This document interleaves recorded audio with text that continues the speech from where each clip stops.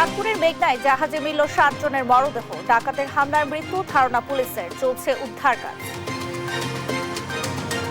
হাসিনাকে দেশে ফেরাতে ভারতকে চিঠি, আত্মসাতের অভিযোগে যুক্তরাজ্যের টিউলিপ সিদ্দিককে জিজ্ঞাসাবাদ।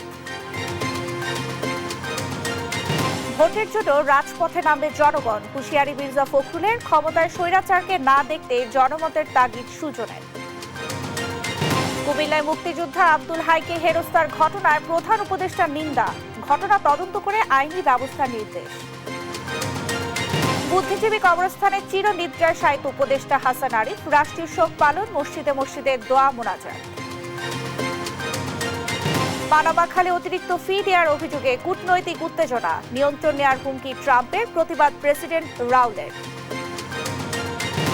এবং বিপিএল ফেস্টে মঞ্চ মাতাচ্ছেন দেশীয় তারকারা, পৌষের রাতে সুরের মূর্ছনায় মুগ্ধতা ছড়াবেন রাহাত ফাতে আলী খান।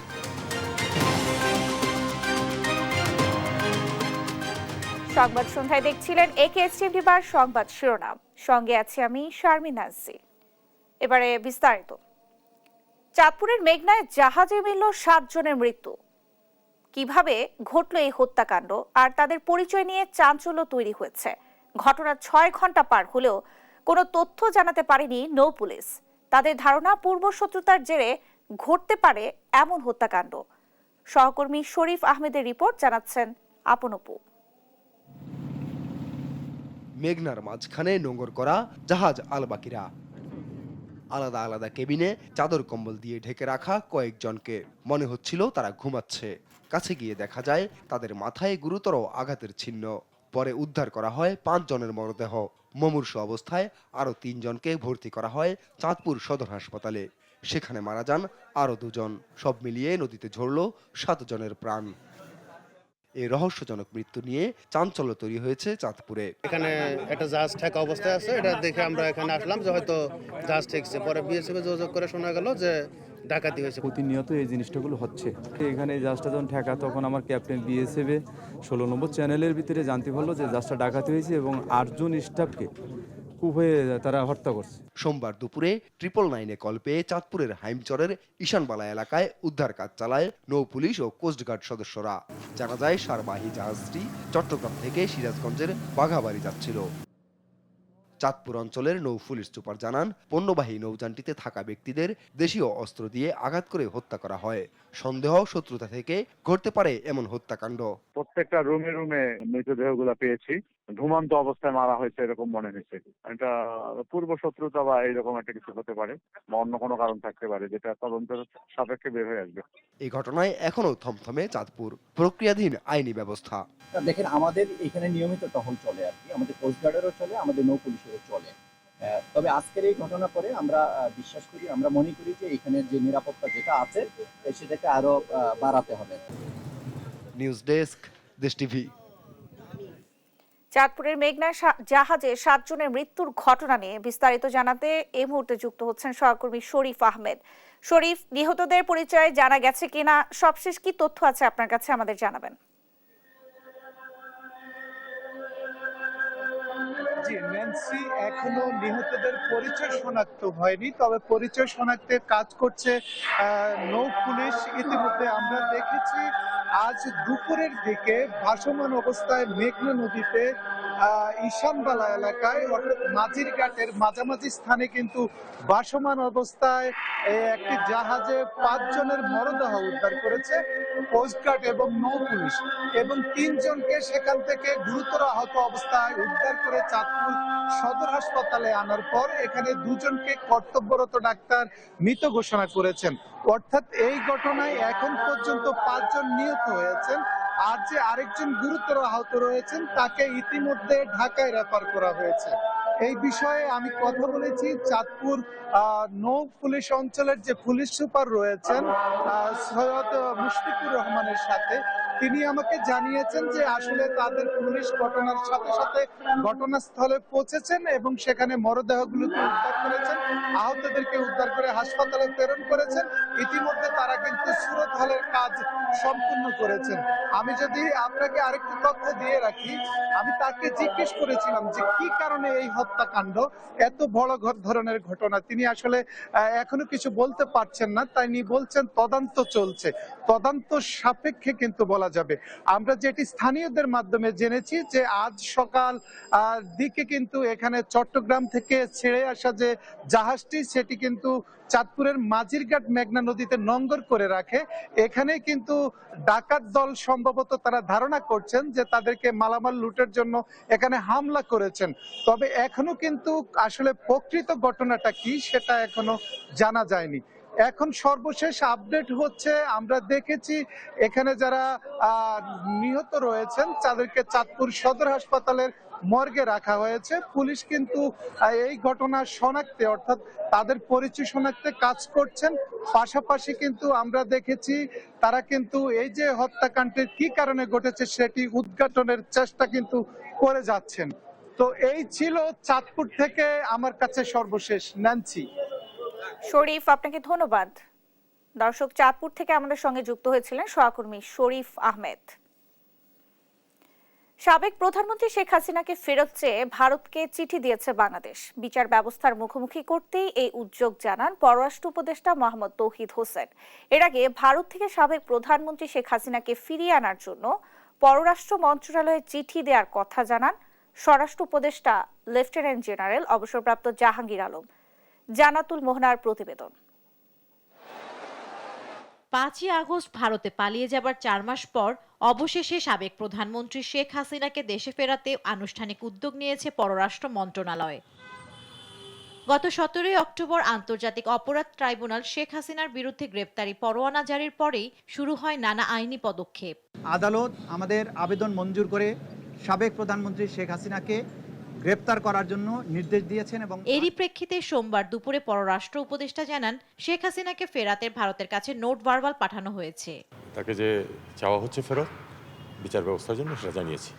এর আগে সকালে পিলখানায় বিজিবি দিবস উপলক্ষে এক অনুষ্ঠানে স্বরাষ্ট্র উপদেষ্টা মোহাম্মদ জাহাঙ্গীর আলম চৌধুরী জানান হাসিনাকে দেশে ফেরাতে ভারতের সঙ্গে যোগাযোগের জন্য প্রয়োজনীয় উদ্যোগ নিতে পররাষ্ট্র মন্ত্রণালয়কে চিঠি দেওয়া হয়। ফেরত পাঠানোর ব্যাপারে তো আমরা তো পাঠিয়ে দিয়েছি পররাষ্ট্র মন্ত্রণালয়ে, আমাদের চিঠি অলরেডি চলে গেছে ওনারে এক্সট্রাডিশন করার জন্য, এটা প্রক্রিয়াধীন আছে। স্বরাষ্ট্রমন্ত্রী জানান ভারত বাংলাদেশ বন্দি বিনিময় চুক্তি অনুযায়ী হাসিনাকে দেশে ফেরত আনা হবে। জান্নাতুল মোহনা, দেশ টিভি, ঢাকা। এদিকে বিডিআর হত্যাকাণ্ডের ঘটনা তদন্তে 7 সদস্যের কমিশন গঠন করা হয়েছে বলে জানিয়েছেন স্বরাষ্ট্র উপদেষ্টা জাহাঙ্গীর আলম। বিজিবি দিবস উপলক্ষে খেতাবপ্রাপ্ত বীর মুক্তিযোদ্ধা ও পরিবারবর্গের সংবর্ধনা অনুষ্ঠানে এই কথা বলেন তিনি। এ সময় তার বক্তব্যে উঠে আসে রোহিঙ্গা প্রসঙ্গ। জানান গেল 2 বছরে দেশে অন্তত 60,000 রোহিঙ্গা বাংলাদেশে প্রবেশ করেছে। তাদের আর দেশে প্রবেশ করতে দেওয়া হবে না বলেও স্পষ্ট জানিয়ে দেন তিনি।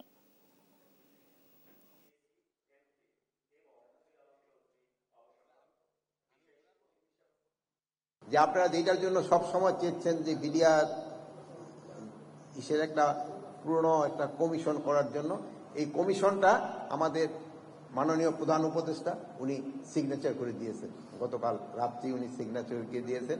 এবং এই আমাদের এই কমিটির সদস্য সংখ্যা হবে হলো 7 জন। আমরা রোহিঙ্গাদের কোনো অবস্থায় প্রবেশ করতে দিব না। তারপরেও যারা ওই যে আপনি একটা বললেন সংখ্যা ঘুরে গেলে, ওইটা হয়তো মানবিক দিক বিবেচনা করে আমরা হয়তো তাদের, যেহেতু ওই এলাকায় যুদ্ধ হচ্ছে, তাকে পাঠানো যায় নাই, বাট আমরা ম্যাক্সিমামে কিন্তু পাঠাই দিচ্ছি। বাংলাদেশের অবকাঠামো প্রকল্প থেকে অর্থ আত্মসাতের অভিযোগে জিজ্ঞাসাবাদ করা হয়েছে শেখ হাসিনার বোনের মেয়ে লেবার পার্টির মন্ত্রী টিউলিপ সিদ্দিককে। রোববার এক প্রতিবেদনে দ্য টাইমস জানায় বৃহস্পতিবার যুক্তরাজ্যের মন্ত্রী পরিষদ অফিস জিজ্ঞাসাবাদ করে, যদিও এই দুর্নীতিতে জড়িত থাকার বিষয়টি অস্বীকার করেন টিউলিপ। আরো জানাচ্ছেন আফরিন মৌ। বাংলাদেশের সাবেক প্রধানমন্ত্রী শেখ হাসিনা দেশ ছেড়ে পালানোর পর থেকেই একের পর এক সামনে আসছে তার বিরুদ্ধে ওঠা নানা দুর্নীতির অভিযোগ। বাদ যায়নি তার পরিবারের সদস্যরাও। এর মধ্যেই বাংলাদেশের অবকাঠামো প্রকল্প থেকে বিপুল পরিমাণ অর্থ আত্মসাতের অভিযোগের তদন্তে উঠে এসেছে শেখ রেহানার মেয়ে ও যুক্তরাজ্যের ক্ষমতাসীন লেবার পার্টির মন্ত্রী টিউলিপ সিদ্দিকের নামও। এই ঘটনায় আন্তর্জাতিক মহলে নানা গুঞ্জনের মধ্যে এবার টিউলিপকে জিজ্ঞাসাবাদ করেছে যুক্তরাজ্যের মন্ত্রিপরিষদ অফিসের ন্যায় ও নৈতিক দল। বৃহস্পতিবার জিজ্ঞাসাবাদ করা হলেও রোববার এক প্রতিবেদনে এ তথ্য নিশ্চিত করেছে ব্রিটিশ সংবাদ মাধ্যম দ্য টাইমস। প্রতিবেদনের তথ্য বলছে, tulip economic secretary to the treasury and city minister হিসেবে দায়িত্ব পালন করছেন। তার কাজ যুক্তরাজ্যের অর্থ বাজারের ভেতরের দুর্নীতি সামাল দেয়া। তবে এর মাঝেই 2013 সালে রাশিয়ার সাথে বাংলাদেশের পারমাণবিক শক্তি প্রকল্পের চুক্তির সময় নিজ পরিবারকে প্রায় 4 বিলিয়ন পাউন্ড আত্মসাৎ করতে সহায়তা করেন টিউলিপ। যুক্তরাজ্যের ন্যায় ও নৈতিক দলের জিজ্ঞাসাবাদে দুর্নীতির অভিযোগ অস্বীকার করেন তিনি। তবে টিউলিপকে জিজ্ঞাসাবাদের বিষয়ে যুক্তরাজ্য সরকার বা টিউলিপের পক্ষ থেকে আনুষ্ঠানিকভাবে কিছুই জানানো হয়নি। তার বিরুদ্ধে অভিযোগ, 2013 সালে বাংলাদেশে পারমাণবিক বিদ্যুৎ কেন্দ্র রূপপুর নির্মাণে রাশিয়ার সাথে একটি চুক্তিতে মধ্যস্থতা করে প্রকল্পের ব্যয় বাড়িয়ে ধরতে সাহায্য করেন। আফরিন মৌ, নিউজ ডেস্ক, দেশ টিভি। জাতীয় নির্বাচনে যাওয়ার আগে সংস্কারের বিষয়ে জনমত তৈরি জরুরি, যেন আর কোনোদিন স্বৈরাচার ফিরে না আসে। যে দেশের নাগরিকরা সচেতন, সে দেশে কোনো অন্যায় হতে পারে না। তাই সবার আগে সবাইকে ঐক্যবদ্ধ হওয়ার তাগিদ দিয়েছেন সুজন সম্পাদক ও নির্বাচন সংস্কার কমিশন প্রধান ডক্টর বদিউল আলম মজুমদার। ফজলে আদিত্যের রিপোর্ট, জানাচ্ছেন নাফিয়া ফারসানা। দেশের মানুষকে নির্বাচনমুখী করতে চলছে নানামুখী উদ্যোগ। লক্ষ্য, সবার অংশগ্রহণে হবে উৎসবের ভোট। অতীতের নির্বাচনে রাজনৈতিক দলগুলো ইভিএম নামের কালো বাক্সের মাধ্যমে জালিয়াতি করেছে বলে অভিযোগ বিশ্লেষকদের। সোমবার রাজধানীর সেগুনবাগিচার ঢাকা রিপোর্টার্স ইউনিটিতে সুশাসনের জন্য নাগরিক সুজনের গোলটেবিল বৈঠকে এ কথা বলেন বক্তারা। জনমত সৃষ্টির মধ্য দিয়ে সংস্কারের প্রশ্নে নাগরিকদের সচেতন ও সোচ্চার রাখতে হবে। এ সময় ঘূর্ণায়মান পদ্ধতিতে নারীদের জন্য 1/3 আসন সংরক্ষণ, ইউনিয়ন পরিষদ ও পৌরসভার ওয়ার্ডসমূহ জনসংখ্যার ভিত্তিতে নির্ধারণ সহ আরও কিছু প্রস্তাবনা পেশ করে স্থানীয় সরকার সংস্কার কমিশন। 8টা বিষয় উল্লেখ করা হয়েছে। এই 8টা বিষয় নিয়ে এই কমিশন কিন্তু সিরিয়াসলি আলোচনা করছে এবং অলরেডি কতগুলো বিষয়ে যে বিভিন্ন জায়গায় শেয়ারিং হয়েছে, যে মতামত পাওয়া গেছে, তাতেও কিন্তু এগুলোর প্রতি জোরালো সমর্থন আছে। তবে নির্বাচনে যে দলই ক্ষমতায় আসবে তাদের মনে রাখতে হবে জুলাই বিপ্লবে ছাত্র জনতার আত্মত্যাগ। কিভাবে তারা সরকারে আসলো, এটা মাথায় রেখে নির্বাচিত প্রার্থীদের ক্ষমতা প্রয়োগ ও নির্বাচন পরিচালনায় স্থায়ীভাবে পরিবর্তন আনা দরকার বলে মনে করে কমিশন। জাতীয় নির্বাচনে যদি ঘূর্ণায়মান পদ্ধতি হয় তাহলে কিভাবে হবে?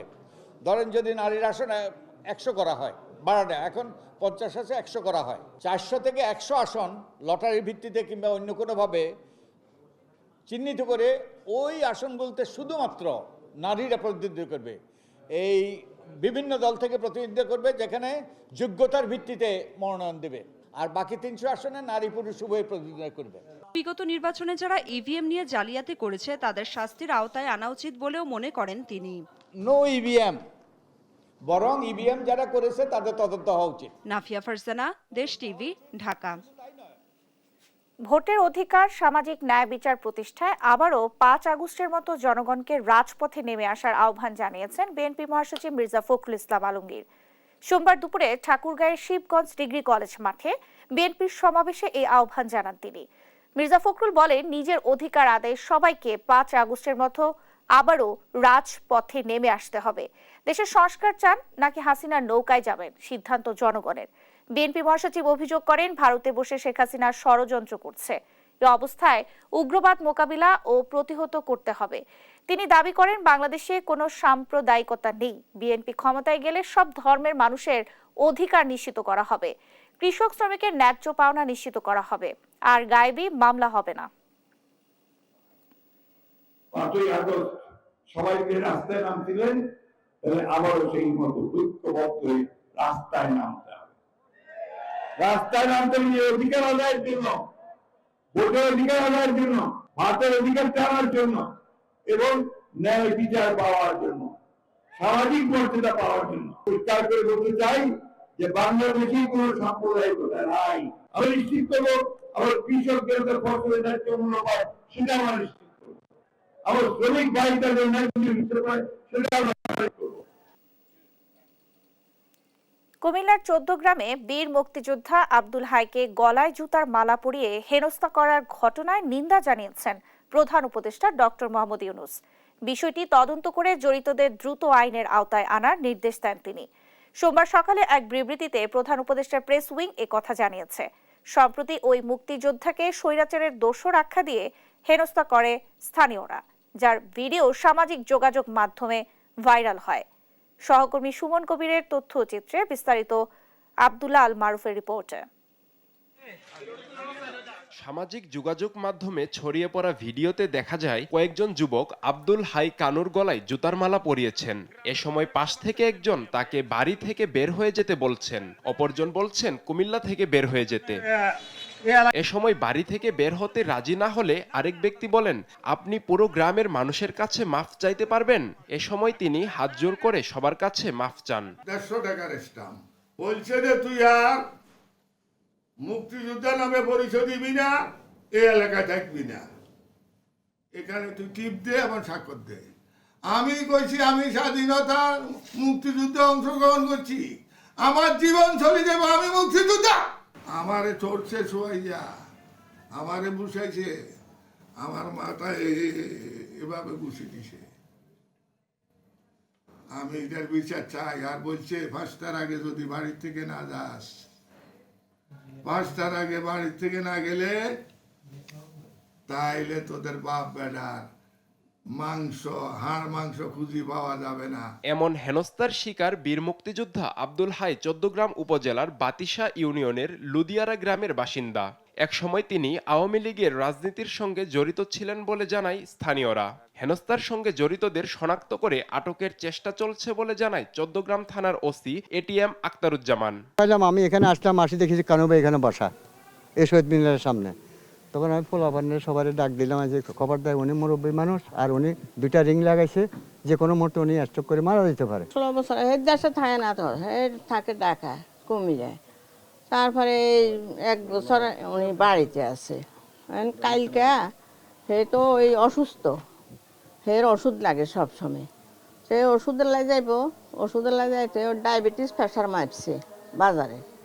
মাফি দোকান তো বাইরেতে এই ছেলেটারে হয়তো চাচা কই কথা বলে উঠছে, ছেলেটা আসি ওর কলার চাবি ধরি ওর একদম স্কুলে নিয়ে গেছে, অনেক অপমান করছে। ওনারা এই বিষয়ে এখন পর্যন্ত লিখিত অভিযোগ দেননি, ওনারা লিখিত এই বিষয়ে মামলার প্রক্রিয়াধীন আছে। এদিকে মুক্তিযোদ্ধাকে হেনস্থার ঘটনায় তীব্র নিন্দা জানিয়েছেন প্রধান উপদেষ্টা ডক্টর মোহাম্মদ ইউনূস। ঘটনার সঙ্গে জড়িতদের দ্রুত গ্রেফতার করার নির্দেশ দেন তিনি। নিউজ ডেস্ক, দেশ টিভি। মিরপুরের বুদ্ধিজীবী কবরস্থানে চিরনিদ্রায় শায়িত হলেন উপদেষ্টা হাসান আরিফ। এ সময় পরিবারের সদস্যদের সঙ্গে উপস্থিত ছিলেন বিভিন্ন মন্ত্রণালয়ের কর্মকর্তারা। এ উপলক্ষে দেশের সব সরকারি বেসরকারি প্রতিষ্ঠানে অর্ধনমিত রাখা হয় জাতীয় পতাকা। তার মাগফিরাত কামনায় দেশের সব মসজিদে করা হয় বিশেষ দোয়া। মৃত্যুর 4 দিন পর মিরপুর শহীদ বুদ্ধিজীবী কবরস্থানে চিরনিদ্রায় শায়িত হলেন হাসান আরিফ। সোমবার সকাল 10:30টার দিকে তাকে সমাহিত করা হয়। এ সময় তার ছেলে মুয়াজ আরিফ, শিল্প উপদেষ্টা আদিলুর রহমান খান ও স্বরাষ্ট্র উপদেষ্টা অবসরপ্রাপ্ত লেফটেন্যান্ট জেনারেল মোহাম্মদ জাহাঙ্গীর আলম চৌধুরী ও হাসান আরিফের পরিবারের অন্যান্য সদস্যরা উপস্থিত ছিলেন। পরে তার রুহের মাগফিরাত কামনায় দোয়া করেন উপস্থিতরা। এ সময় ছেলে মুয়াজ আরিফ বাবার কর্মজীবনের সততা তুলে ধরে তার কর্মে দেশ উপকৃত হয়েছে বলে জানান।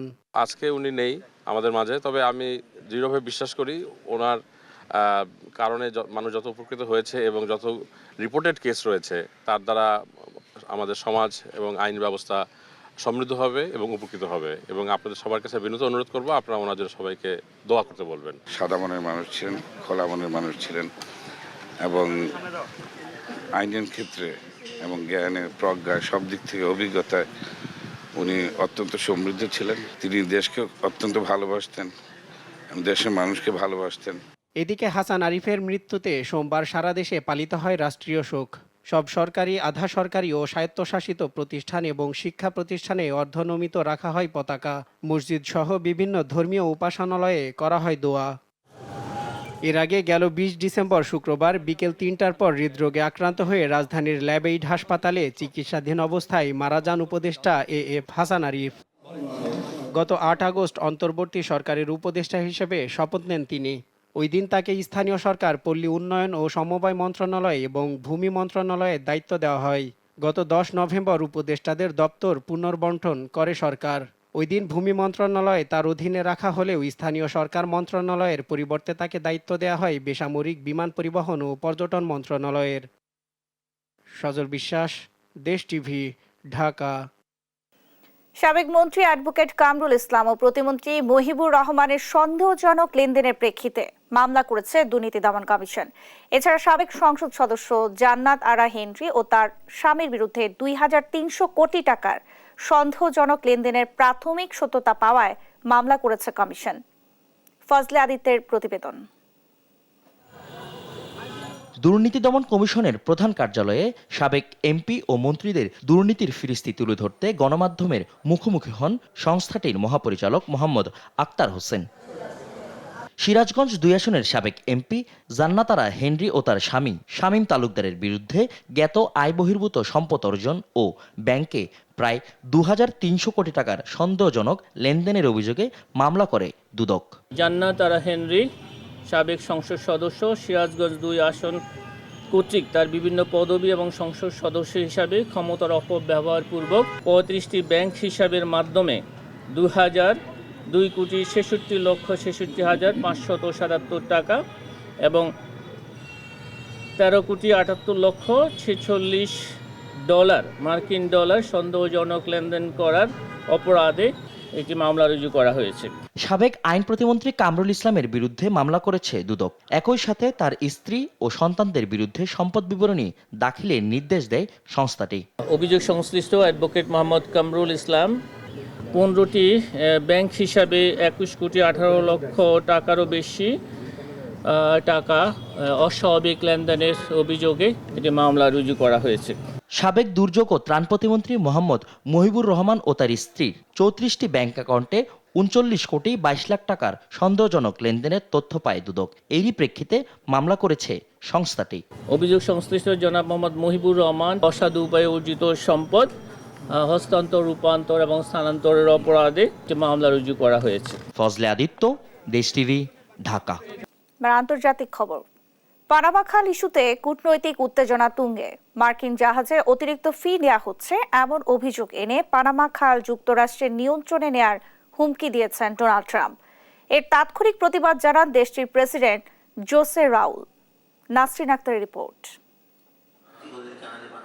বিশ্বের দ্বিতীয় গুরুত্বপূর্ণ বাণিজ্য পথ পানামা খাল, যা সংযুক্ত করেছে আটলান্টিক ও প্রশান্ত মহাসাগর। প্রায় ৮২ কিলোমিটার দীর্ঘ ও ১১০ ফুট প্রশস্তের এই খালটি দিয়ে প্রতিদিন বাণিজ্য হয় কোটি কোটি মার্কিন ডলারের। তবে এবার ট্রাম্পের মন্তব্যে পানামা নিয়ে নতুন করে শঙ্কা তৈরি হয়েছে। স্থানীয় সময় রোববার যুক্তরাষ্ট্রের অ্যারিজোনা অঙ্গরাজ্যে আমেরিকা ফেস্ট নামের এক জনসভায় পানামা খালের নিয়ন্ত্রণ ভুল হাতে পড়েছে বলে উল্লেখ করেন ট্রাম্প। এ সময় পানামার বিরুদ্ধে এ প্যাসেজটি ব্যবহার করার জন্য আমেরিকাকে অত্যাধিক চার্জ ধার্যের অভিযোগ তোলেন। পানামা ধার্যকৃত চাঁদা নিয়ে হাস্যকর আচরণ করছে এ অভিযোগ তুলে যুক্তরাষ্ট্রের কাছে খালটি ফিরিয়ে দেওয়ার কথা বলেন ট্রাম্প। এ সময় সাবেক প্রেসিডেন্ট জিমি কার্টারের পানামা খাল হস্তান্তর করাকে বোকামি হিসেবে উল্লেখ করেন এ নেতা। এমনকি পানামা খালের নিয়ন্ত্রণ চীন করছে বলেও দাবি করেন। ট্রাম্পের এ হুমকি নিয়ে তীব্র প্রতিক্রিয়া জানিয়েছেন পানামার প্রেসিডেন্ট জোসে রাউল মুলিনো। রোববার রেকর্ডকৃত এক ভিডিও প্রকাশ করে বিবৃতি দেন এ নেতা। আমি বলতে চাই যে পানামা খাল ও এর সংলগ্ন প্রতি স্কয়ার মিটার এর নিয়ন্ত্রণ পানামার। আমাদের দেশের সার্বভৌমত্ব ও স্বাধীনতা আলোচনার বিষয়বস্তু হতে পারে না।